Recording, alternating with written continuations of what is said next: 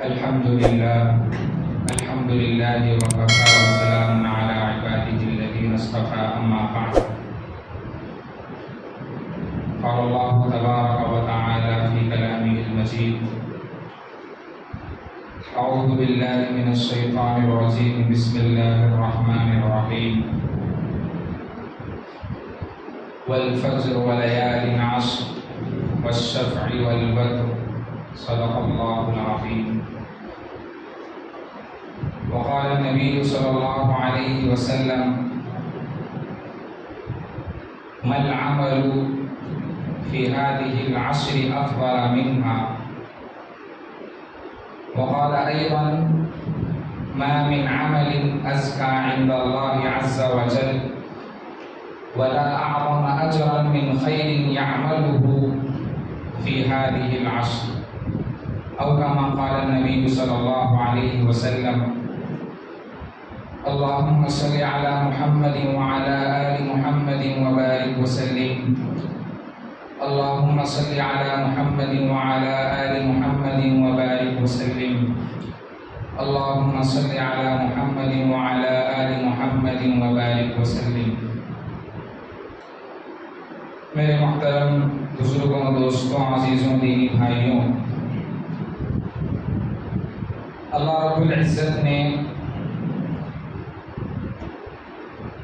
اس ساری دنیا میں بہت سی مخلوقات کو پیدا کیا، چاہے وہ مخلوق جانور ہو، چرند پرند ہو یا انسان ہی کیوں نہ ہو، لیکن ایک چیز جو ساری مخلوقات سے ایک الگ مخلوق جس کو اللہ نے بنایا اور جس کی قسم اللہ نے اور جس سے متعلق اللہ نے وعدے فرمائے، وہ مخلوق انسان کی مخلوق ہے۔ اللہ نے ہر چیز کو بنایا، زمین و آسمان کو بنایا، پانی کو اللہ نے پیدا کیا، پہاڑ کو اللہ نے بنایا۔ کسی مخلوق کے بارے میں اللہ نے یہ نہیں کہا کہ یہ میری قدرت کا شاہکار ہے، لیکن جب اللہ نے انسان کو بنایا تو اللہ نے کہا اگر تم میری قدرت کا مظاہرہ کرنا چاہتے ہو تو خود اپنے اندر جھانک کر دیکھو، وَفِي أَنفُسِهِمْ أَفَلَا تُبْصِرُونَ۔ تو اللہ نے انسان کو اپنی قدرت کا مظہر بنایا ہے۔ یہی وجہ ہے کہ اللہ نے انسان کے اوپر جتنی نعمتوں کی بارشیں نازل کی ہیں وہ کسی اور مخلوق پر نہیں کی۔ ہر اعتبار سے اگر انسان اپنی زندگی کو دیکھے گا، وقتاً فوقتاً، لمحہ بلمحہ وہ اللہ کی نعمتوں سے استفادہ کر رہا ہے۔ اگرچہ کہ بعض انسانوں کو اس چیز کا علم نہیں ہے اور وہ یہ سمجھتے ہیں کہ مال اور عیش والی زندگی نہ ہو تو یہ اللہ کی نعمت نہیں ہے۔ قرآن و حدیث میں اس بات پر توجہ دلائی گئی، بلکہ اس پر بتایا گیا کہ اللہ نے انسان بنایا، یہ سب سے بڑی نعمت ہے۔ اگر چرند پرند ہوتے، اگر جانور ہوتے تو ہم پتہ نہیں کہاں دنیا کے کون سے کونے میں گھاس چر رہے ہوتے۔ اللہ نے انسان بنایا، یہ اللہ کی بڑی نعمت ہے۔ اسی لیے اللہ نے قرآن میں ایک آیت میں اپنا قانون بیان فرمایا، وَإِن تَعُدُّوا نِعْمَتَ اللَّهِ لَا تُحْصُوهَا۔ ایک تو اس میں یہ بات بیان فرمائی کہ اگر انسان نعمتوں کو گننا چاہے، شمار کرنا چاہے تو اس کی بس کی بات نہیں ہے۔ اپنی نعمتوں کا اللہ نے ذکر کیا۔ دوسری جگہ اللہ نے اسی نعمت سے متعلق ایک بات بیان فرمائی، لَإِن شَكَرْتُمْ لَأَزِيدَنَّكُمْ۔ اللہ فرماتے ہیں اگر تم نعمتوں کی شکر گزاری کرو گے، لَأَزِيدَنَّكُمْ، میں نعمتوں میں اضافہ کروں گا اور نعمتیں دوں گا۔ پھر دوسری آیت کے ٹکڑے میں اللہ نے فرمایا، وَلَئِن كَفَرْتُمْ إِنَّ عَذَابِي لَشَدِيدٌ۔ اگر تم میری نعمت کی ناشکری کرو گے تو پھر میرا عذاب بھی بہت سخت ہے۔ مفسرین نے اس آیت کی تفسیر میں لکھا ہے کہ جیسے اللہ نعمت کے دینے پر قادر ہیں، ویسے ہی اللہ نعمت کے چھیننے پر بھی قادر ہیں۔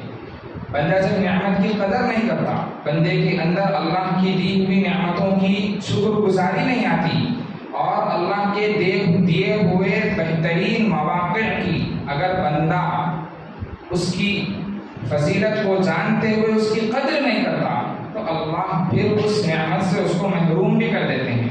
آپ حضرات نے سنا ہوگا، دیکھا بھی ہوگا کہ رمضان کا مہینہ بڑی نعمت کا مہینہ ہے، لیکن بہت سے ایسے لوگ ہیں جن کو رمضان نہیں ملا۔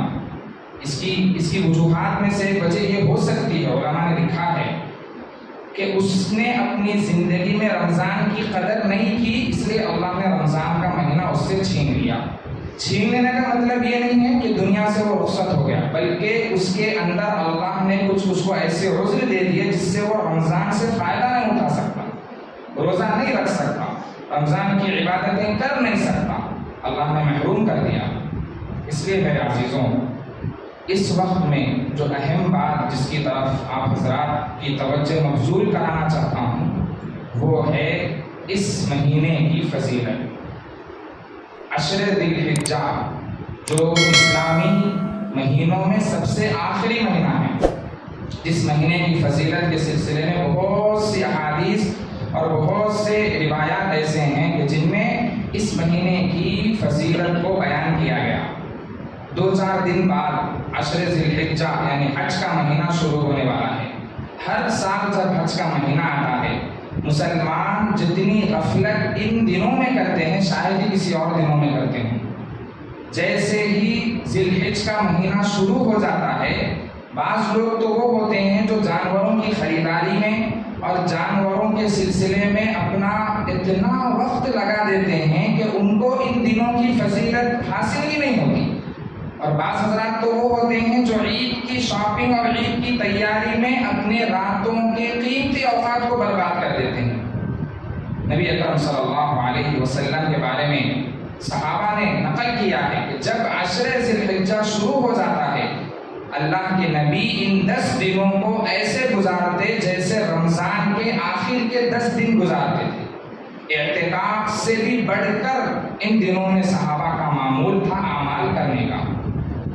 اللہ رب العزت نے سورہ فجر میں اس مہینے کی فضیلت کو بیان فرمایا، والفجر ولیال عشر، 10 راتوں کی قسم اللہ نے کھائی۔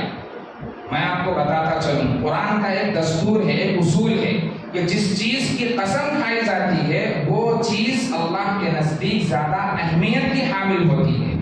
اللہ نے ان 10 دنوں کی قسم کھائی تو یہ اللہ کو معلوم ہے، بلکہ اللہ نے اپنے حبیب سے اپنی امت تک یہ بات پہنچا دی کہ ان 10 دنوں کی جو فضیلت ہے وہ فضیلت اس ایک آیت کے ٹکڑے سے معلوم کی جا سکتی ہے کہ اللہ نے اس کی قسم کھائی ہے۔ لیال عشر، 10 راتیں، 10 راتوں سے مراد مفسرین نے لکھا ہے کہ وہ یہی 10 راتیں ہیں جو عشر ذی الحجہ کی 1 تاریخ سے لے کر عید کی رات تک کی راتیں ہیں۔ میرے عزیزوں، غفلت اور لاپرواہی، سستی یہ مسلمانوں کا ایک خاصہ بن گیا ہے۔ دنیا جتنا آگے بڑھ رہی ہے، دنیا کے اندر جتنی ترقیاں آتی جا رہی ہے، اپنی مصنوعات میں، اپنی مشینوں میں، اپنے پروجیکٹس میں دنیا جتنا آگے بڑھ رہی ہے اتنا ہی ایک مسلمان غفلت اور لاپرواہی کا شکار ہوتا جا رہا ہے، اتنا ہی ایک مسلمان دین سے دور ہوتا جا رہا ہے، اتنی تیزی سے ہی ایک مسلمان اعمال سے دور ہوتا جا رہا ہے، اتنی تیزی سے ہی ایک مسلمان مسجد اور اللہ سے دور ہوتا جا رہا ہے۔ لیکن اللہ کی نعمتیں، میں نے آپ کو بتایا کہ اللہ نعمت دے کر آزماتا ہے، قدر نہیں ہوگی تو چھین بھی لیتا ہے۔ تو اللہ نے یہ نعمت ہمیں دی ہے۔ چند دن بعد منگل اور بدھ سے یہ دن شروع ہو جائیں گے تو یہ نعمت اللہ نے ہم کو عطا کی ہے، اس لیے نہیں کہ ہم اس کی قدر نہ کریں اور ان دنوں میں قربانی کے جانوروں اور پتہ نہیں کون کون سی چیزوں میں اپنے اوقات کو ضائع کریں، بلکہ اللہ نے اس لیے دی ہے کہ ہم اس 10 دنوں کو غنیمت جان کر ان 10 دنوں میں اللہ کو راضی کرنے کے لیے وہ اعمال کریں جو صحابہ کیا کرتے تھے۔ اسی لیے اللہ کے نبی علیہ السلام نے ارشاد فرمایا، ما من عمل ازکى عند اللہ عز وجل ولا اعظم اجرا من خیر یعمله فی هذه العشر۔ فرمایا کہ اللہ کے نزدیک سب سے محبوب عمل ان 10 دنوں کے علاوہ کسی اور دن میں نہیں ہے۔ آپ دیگر دنوں میں اعمال کریں گے، لیکن جتنی اللہ کو محبوب ان دنوں کی عبادت ہے وہ دوسرے دنوں کی نہیں ہے۔ اسی لیے صحابہ رضی اللہ عنہم اجمعین ان 10 دنوں کو اپنی زندگی میں ایسے گزارتے تھے جیسے کہ وہ دنیا میں ہے ہی نہیں۔ گھر سے نکل کر مسجد میں اپنا بستر، مسجد میں اپنا سب کچھ اللہ کے سامنے رکھ کر اللہ کے سامنے پڑ جاتے تھے۔ بہت سے لوگ ہیں جو یہ سمجھتے ہیں کہ ہمیں حج کرنے کا موقع نہیں ملتا، حج مہنگا ہو گیا ہے، حج میں جانے کے لیے مشکلات ہے۔ اللہ کے نبی نے ایک آسان طریقہ بتایا ہے کہ تم بھی ان حاجیوں کی نقل کر سکتے ہو اس طور پر کہ تم مسجدوں میں آ کر رہ جاؤ اور مسجد میں اللہ کی ایسی عبادت کرو، مسجد میں ایسے پڑھ جاؤ جیسا کہ حاجی کعبۃ اللہ میں جا کر پڑھ جاتے ہیں۔ میرے عزیزوں، نبی اکرم صلی اللہ علیہ وسلم نے ہر ان مواقع کی اور ہر ان وقتوں کی اللہ کے نبی نے فضیلت بیان فرمائی۔ کیوں بیان فرمائی؟ اس لیے کہ بندے سے گناہ تو ہوتے ہی رہتے ہیں، لیکن اللہ نے ایسے دن اور ایسے راتیں، غنیمت کی رحمت بھری راتیں ہمارے سامنے پیش کی ہے کہ جن راتوں میں ہم اپنے گناہوں سے معافی مانگ سکتے ہیں اور ایک نئی زندگی کی شروعات کر سکتے ہیں۔ موقع بموقع اللہ نے یہ ایام ہمیں دیے ہیں۔ ابھی یہ دن گزر جائیں گے، پھر محرم کا مہینہ آئے گا تو محرم کی 10ویں تاریخ کو اللہ نے ایک بہترین دن اور بہترین وقت ہمارے لیے رکھا ہے۔ پھر ربیع الاول کا مہینہ آئے گا، پھر اس کے بعد دھیرے دھیرے رجب کا مہینہ، شعبان کا مہینہ۔ ہر مہینے میں اللہ نے ایک ایسی قیمتی وقتیں اور قیمتی دن ہمارے لیے رکھے ہیں کہ جن دنوں میں بندہ اللہ کی عبادت کرے۔ لیکن غفلت کی ایسی عادت ہو گئی کہ ہمیں ان دنوں کی فضیلت ہی معلوم نہیں ہے۔ بہت سے ایسے مسلمان ہیں جن کو حج کے دنوں کی فضیلت نہیں معلوم۔ میرے عزیزوں، اس وقت میں ہمیں اس غفلت کو دور کر کے ان 10 دنوں کی فضیلت کو جان کر ان 10 دنوں کو اپنی زندگی میں قیمتی بنانا ہے۔ سب سے پہلی چیز جو ہر مسلمان کے لیے یہ ہوا کرتی ہے کہ بہت سے مسلمان اپنے دل میں ایک طرح کی حسرت لیے ہوئے ہوتے ہیں، ایک طرح کا غم ان کے دلوں میں ہوتا ہے کہ پتہ نہیں اللہ کب ہمیں حج کا موقع عنایت کرے گا۔ حافظ ابن قیم رحمۃ اللہ علیہ اور حافظ ابن حجر عسقلانی رحمۃ اللہ علیہ نے لکھا ہے کہ اس مہینے کی سب سے زیادہ فضیلت کی بنیادی وجہ یہ ہے کہ اللہ نے اس مہینے میں مختلف عبادتوں کو جمع کر دیا ہے۔ ایک تو عرفے کا روزہ اس مہینے میں رکھا جاتا ہے تو روزے کی عبادت حاصل ہو گئی۔ حج اس مہینے میں کیا جاتا ہے، حج کی عبادت اس مہینے میں آ گئی۔ تیسری چیز نماز تو روزانہ سال بھر پڑھنا ہے تو نماز کی عبادت بھی ان دنوں میں جمع ہو گئی۔ ایسے ہی صدقہ خیرات کی عبادت بھی ان دنوں میں جمع ہو گئی۔ ان چاروں عبادتوں کے جمع ہونے کی وجہ سے اس مہینے کی فضیلت بڑھ گئی ہے۔ آپ دیگر مہینوں میں دیکھیے، دیگر مہینوں میں اتنی فضیلتیں جمع نہیں ہوتی۔ حج کا مہینہ ایک ایسا مہینہ ہے جس مہینے میں اللہ نے چاروں اسلام کے بنیادی ارکان کو جمع کر دیا۔ اگر کوئی بندہ کسی بندے کو حج کی توفیق مل گئی تو وہ تو اللہ کے نزدیک سب سے محبوب بندہ ہے جس کو ایک ہی مہینے میں چاروں عبادتیں کرنے کا اللہ نے موقع عنایت فرمایا۔ لیکن جس بندے کو کسی وجہ سے، کسی عذر کی وجہ سے حج کا موقع نصیب نہ ہو، اس کے لیے کیا کرنا چاہیے؟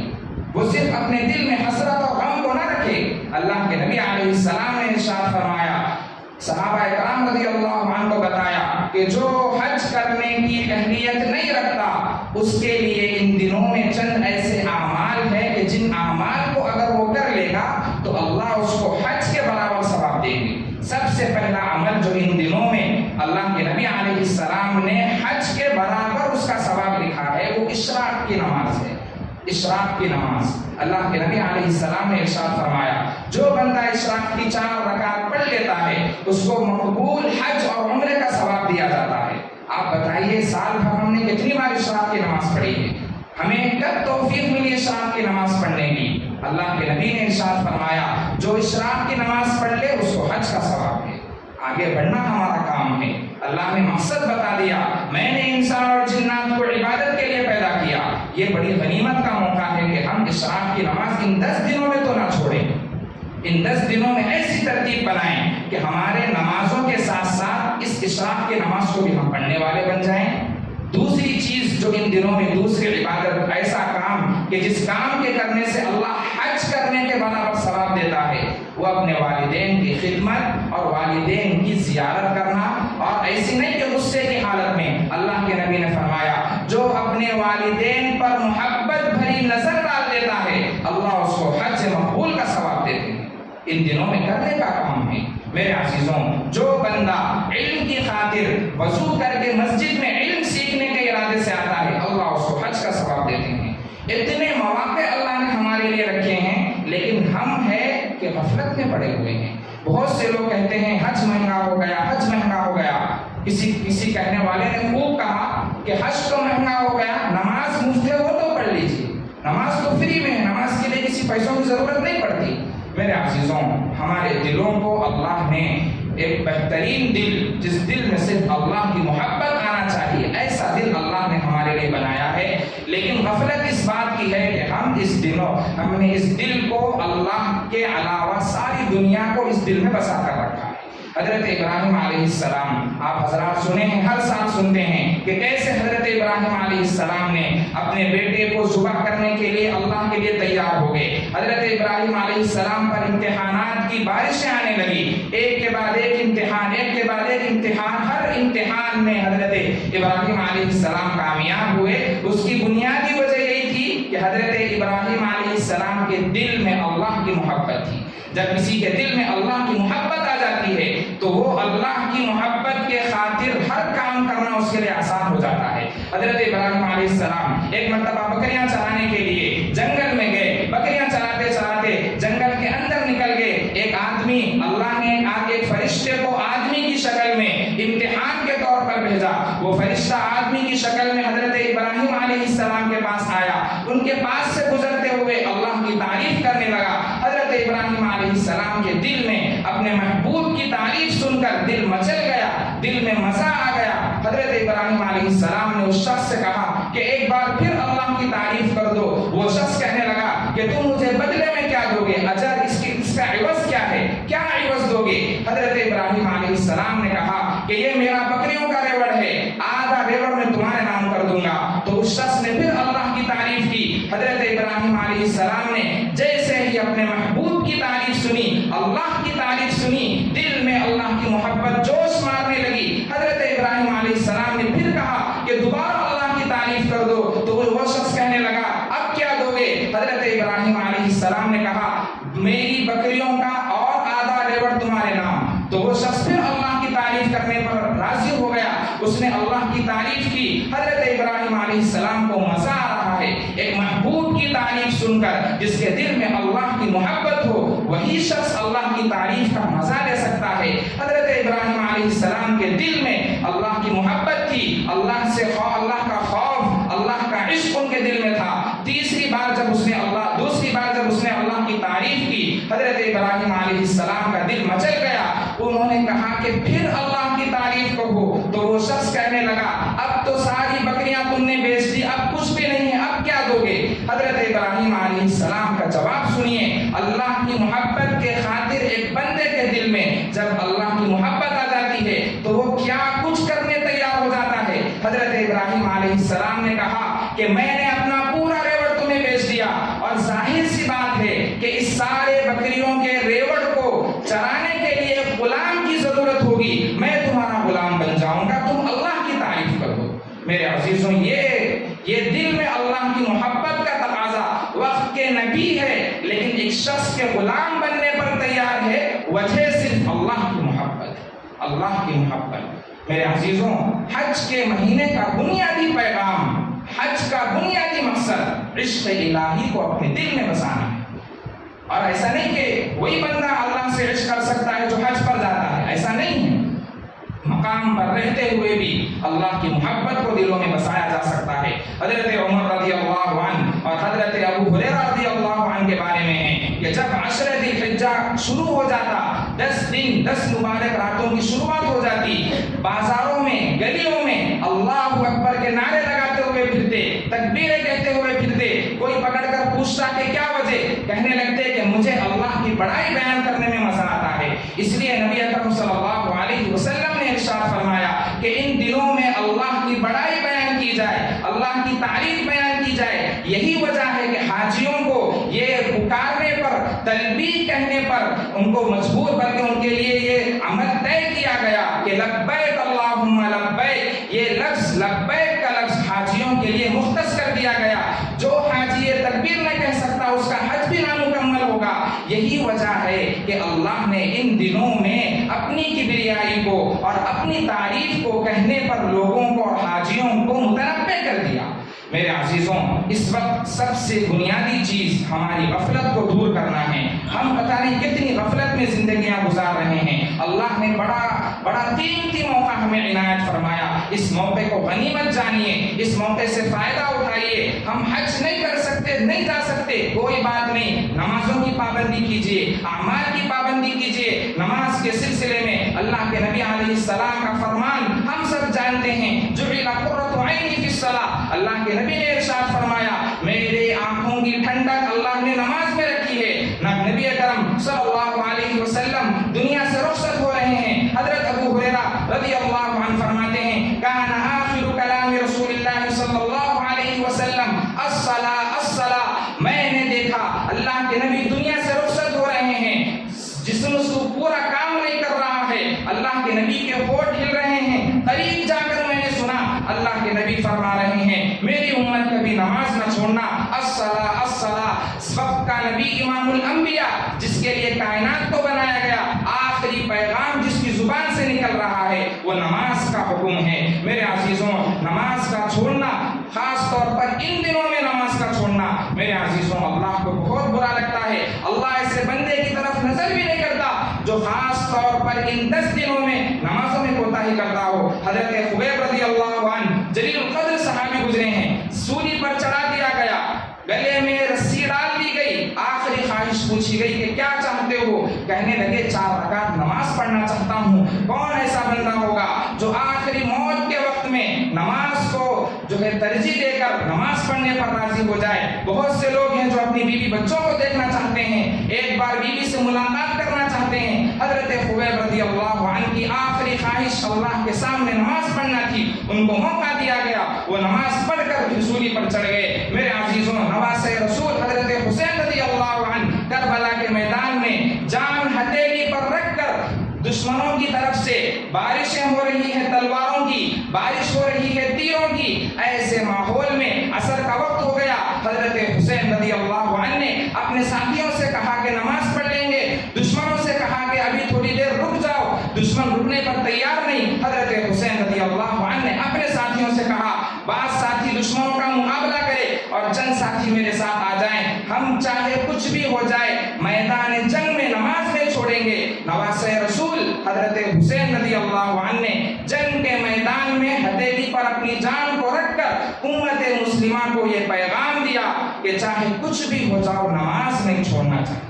میرے عزیزوں، ضرورت اس بات کی ہے کہ یہ جو عشر ذی الحجہ کا مقدس مہینہ ہمارے سامنے ہے، اس مہینے کی فضیلت کو جانیں۔ اللہ کے نبی نے خاص طور پر اس مہینے کے اعمال اور فضائل بتائے ہیں۔ اشراق کی نماز کی پابندی ہو، والدین کی خدمت ہو، روزے کا اہتمام کریں۔ اللہ کے نبی علیہ السلام نے ارشاد فرمایا جو عرفے کا روزہ رہ لیتا ہے، 1 سال گزشتہ اور 1 سال بعد کے سارے گناہ اس کے معاف کر دیے جاتے ہیں۔ اس لیے ہم مسلمانوں کو اس مہینے کی فضیلت کو سمجھتے ہوئے، اس مہینے کی اہمیت کو دل میں پیدا کرتے ہوئے ان 10 دنوں کو، 10 راتوں کو ایسے گزارے جیسے اللہ کے نبی نے گزارنے کا حکم دیا۔ اور ایک روایت میں میرے اور آپ کے آقا مدنی صلی اللہ علیہ وسلم نے ارشاد فرمایا اس مہینے کی ایک ایک رات شب قدر کے برابر ہے اور ایک ایک دن 1 سال کے برابر ہے۔ جو بندہ دن میں عبادت کر لے اس کو 1 سال کی عبادت کا ثواب، جو بندہ رات میں عبادت کر لے تو پھر اس کو شب قدر میں عبادت کرنے کے برابر ثواب دیا جائے گا۔ اس لیے ماحول بنائیں قربانی کے جانوروں کے خریدنے میں ہم اپنا زیادہ وقت ضائع نہ کریں۔ خریدنا تو ہے ہی، لیکن ہم اپنا اتنا وقت اگر قربانی کے جانور خریدنے میں، نئے کپڑوں کے خریدنے میں گزار دیں گے تو پھر اس فضیلت سے ہم محروم ہو جائیں گے۔ اللہ رب العزت سے دعا ہے کہ اللہ رب العزت ہم سب کو اس مہینے کی فضیلت کو سمجھتے ہوئے اس مہینے میں کرنے کے کام ہم سب کو کرنے کی توفیق نصیب فرمائیں، غفلت، سستی اور لاپرواہی سے ہم سب کی حفاظت فرمائیں۔ وآخر دعوانا الحمدللہ رب العالمین۔